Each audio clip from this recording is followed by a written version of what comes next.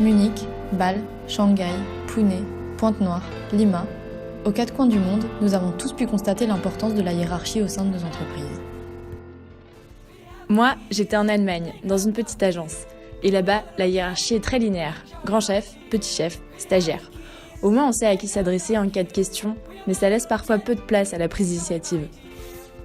En Chine, la hiérarchie est respectée de façon presque maladive.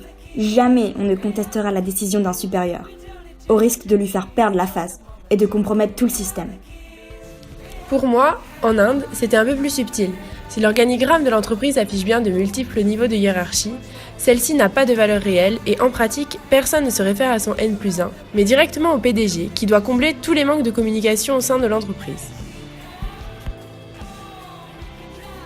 Mais de toutes nos discussions est ressorti un autre aspect. Dans toutes les entreprises dans lesquelles nous avons travaillé, la hiérarchie est souvent dictée par les pays du Nord aux pays du Sud.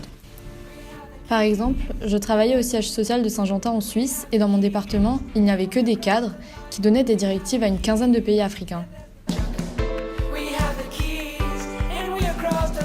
En effet, Nadia, moi-même étant partie à Pointe-Noire, dans la filiale congolaise de Canal+, j'ai pu voir que les directives stratégiques venaient de France, même si certaines décisions opérationnelles nous appartenaient. Last but not least, à notre échelle de stagiaire, nous avons aussi pu remarquer que notre statut occidental pouvait troubler la hiérarchie établie et nous conférait certains avantages. Aussi bien pour Mélie en Chine, Léa en Inde, Lorraine au Congo et moi au Pérou, nous avions une plus grande proximité avec nos managers et un contact privilégié avec le DG de notre entreprise. On nous confiait également plus de responsabilités et de missions.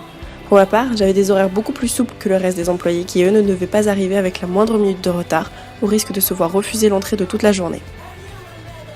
En définitif, l'autorité s'exerce partout, avec des subtilités propres à chaque pays.